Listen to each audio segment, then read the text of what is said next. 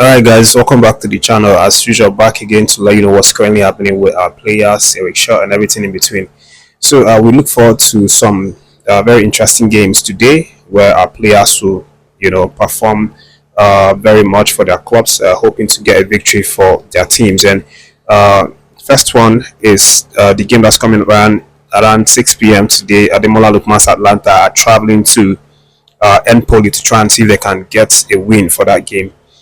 And if they're able to get a victory, it's going to be really nice for them because they still have all hopes alive in terms of chasing the title with 51 points in third place, and then Inter Milan have 57 points, Napoli as well 57 points, but Napoli are currently playing draw, so anything could happen on that one. But this game is very crucial, which is why it was very important that the head coach Gasperini and Ademola Lookman settled their differences, off the pitch, with the club, and then had their heads straight on what's more important right now, which is obviously going to get the victory at Empoli.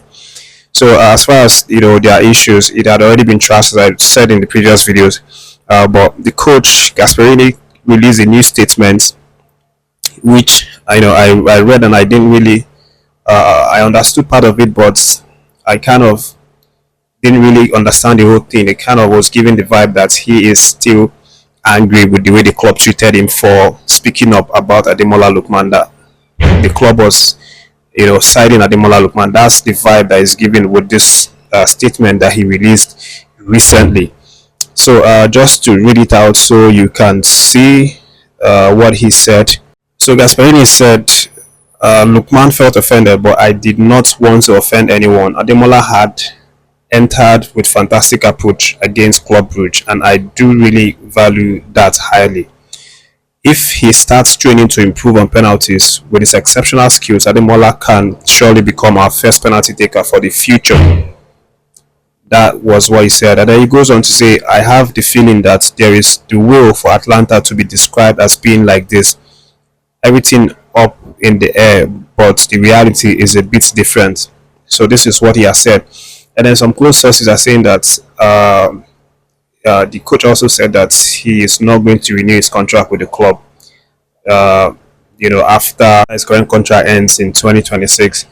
And this is just coming now that they are settling this case, which means maybe he's holding some sort of grudges on Atalanta for the way that they came at him after he spoke out about Ademola Lookman. But the good news is that both parties have decided to move on and professionally, and are now focused to try and give everything for the team. We'll see how that goes later in the day. And then the other interesting game that is coming up, not today but tomorrow evening, is the game between Jose Mourinho's Fenerbahçe and Victor Osimhen's Galatasaray. This game is a match to watch for everyone. So the game is coming up tomorrow evening around 6 p.m. and it's going to be winners grab all for that one. But as it stands, Galatasaray are still at an advantage position because they are topping Fenerbahçe with 6 points. But a victory for Galatasaray might actually be the decider for this year's Turkish league, because they will run away with like 9-point difference. So Mourinho is going to want to, by all means, close that gap. So he's going to go for the win tomorrow. But we both know that it's not going to be easy, and especially when you have a certain Victor Osimhen who smells blood every time he plays. He's not going to make it easy for Mourinho to get much from that game. But also, of course, that Perez is my place with Fenerbahçe, but he's definitely not going to be on for that one because, as I said in the previous video, his name was removed from the footballers for the league because of some issues with contract renewal. So he's only eligible to play in the Europa League, which he did, in the midweek. But we'll see what happens. Of course, Victor Osimhen is really fired up for that one. They actually completed their training in preparation for that game today's morning. So everybody's focused on that game, and it's going to be a really big match to watch. And then moving away from that, we have some games coming down later tonight in the EPL. One of such games is the game between Nottingham Forest and Newcastle. This game is also a very, very interesting game because these two teams have been doing well for themselves in recent times. But my focus is particularly on Taiwo Awoniyi, who had an injury the last time he came out, a head injury for that matter. But the good news is he was reported to have recovered, to have regained consciousness and do things by himself. But the head coach right now, Nuno Espirito, has come out to say that Awoniyi might be available, but he might have to use a facial mask to play game. So it's very possible that if he comes on to play, we might see him wearing face masks just like Victor Osimhen does. So this is what his head coach is saying right now. But again, aside from him, Ola Aina is also someone that we expect to mount the defensive flank for them. And of course, they are going to want to win this game to come back from last week's 2-1 defeat, at the hands of Fulham. So moving away from that, guys, yesterday we had some really big injury scare to one of our midfielders. Coach Eric Chelle is also going to be worried about this one. Dele-Bashiru was actually involved in some injury scare as Lazio played an away draw, 0-0 draw against Venezia.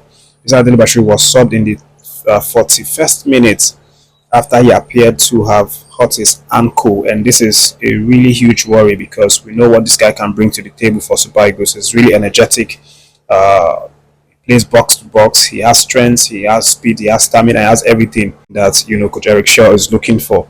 After the game, Fisayo Dele-Bashiru's head coach came out to give out some updates regarding Dele-Bashiru's injury, and in his own words, he said, "We need to assess his condition. He felt pain in his ankle when he took a shot, and with games every 2 days, it will be difficult for him to recover in time for the next match." So this is what the coach said, and obviously from the look of things, the medical team has not really done the things that they need to do in terms of running tests and all of that. So we can't really ascertain the severity of his injury. For Christ's sake, we hope that it's not going to be something that keeps him out for several weeks or months. And for the games that actually went down yesterday, we saw some of our players at the heavy end of defeat for their club side. For example, the likes of Fulham were beaten 2-0 by Crystal Palace, and that game was really, really painful, I'm sure, for the likes of Kevin Bassey and Alex Iwobi, who both started.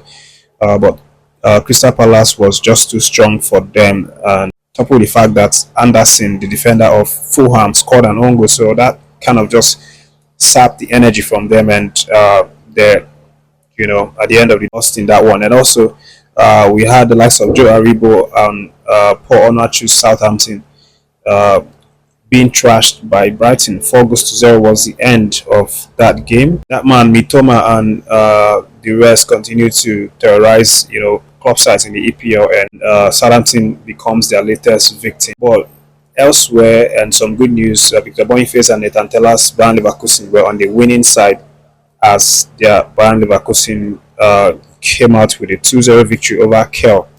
And this is very important for them, especially in terms of the league right now, because they are now 5 points behind Bayern Munich. Bayern Munich still has a game at hand, so we'll see how that goes later on. Thanks for watching.